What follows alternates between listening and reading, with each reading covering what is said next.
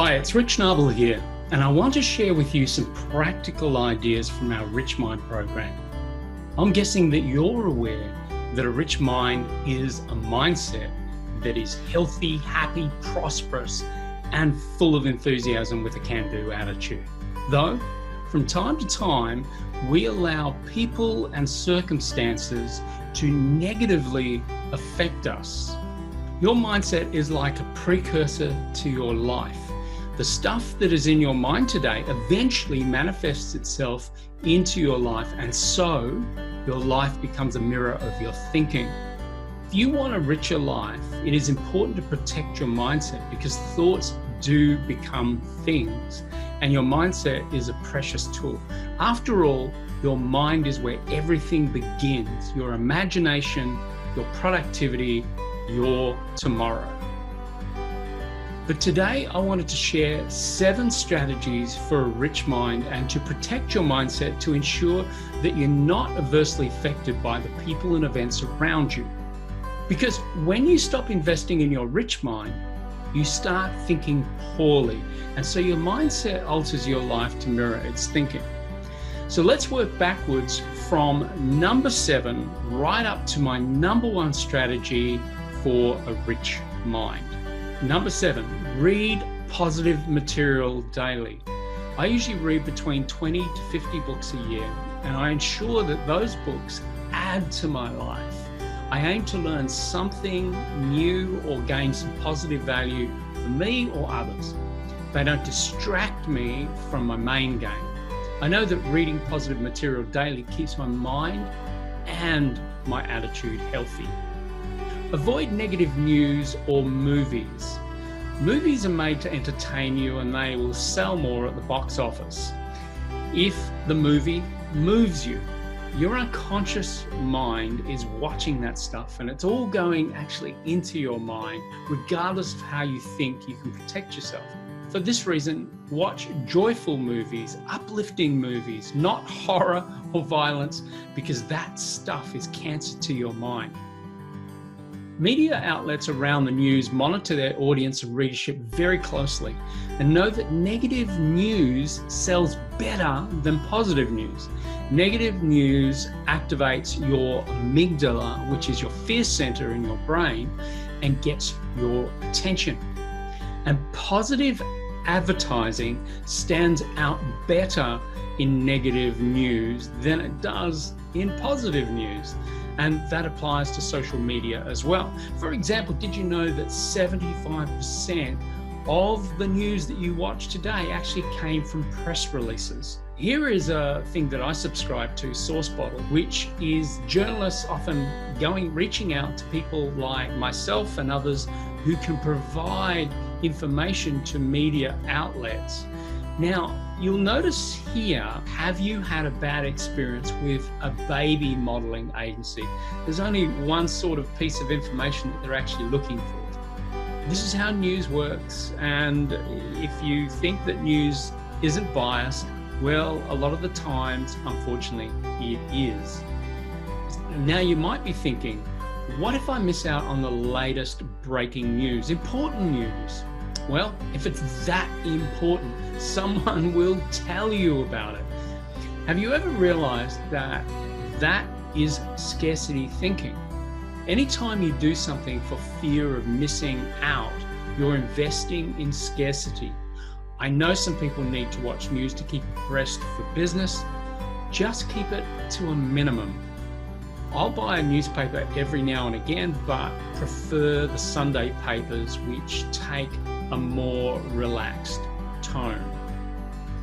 Avoid mind marketing. Speaking of scarcity thinking, as I said, anytime you do something for fear of missing out, you're investing in scarcity, and marketing uses scarcity thinking a lot. Anytime you see words such as "for a limited time only," or "sale ends today," or "act now or you'll miss out on the bonuses," is scarcity marketing.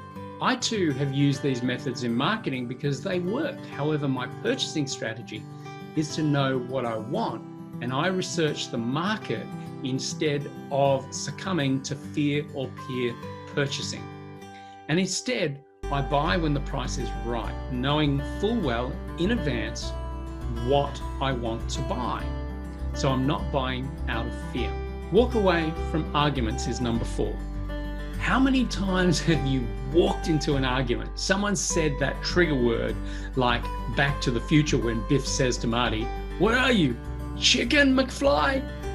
Triggers can fire off our emotions and have us say and do things that are just not normal for us. So instead, walk away from arguments. Number 3, eat simply and fresh. Food affects your state. I don't know if you've worked that out as yet, but one handful of oily chips or crisps, or one slurp of a slushie, or even one boiled lolly can change your emotional state. Our biochemistry affects how we actually feel, so respect it. Keep your meals simple and fresh, and eat vegetables and fruit in preference to meat and highly processed food. You'll not only feel better, but you'll have more energy and enjoy better thinking. If you make food your friend, you will attract a greater vibration and so greater abundance. By the way, keeping your biochemistry in good shape also means limiting or reducing your alcohol consumption. Alcohol, after all, is a depressant, and they haven't given alcohol that label lightly. I used to drink a lot in my life. At the time, my life was terrible. Now, I do have alcohol from time to time, but rarely, and I never binge drink. Number 2, keep your conversations positive. Don't get into the blame game or start criticizing others.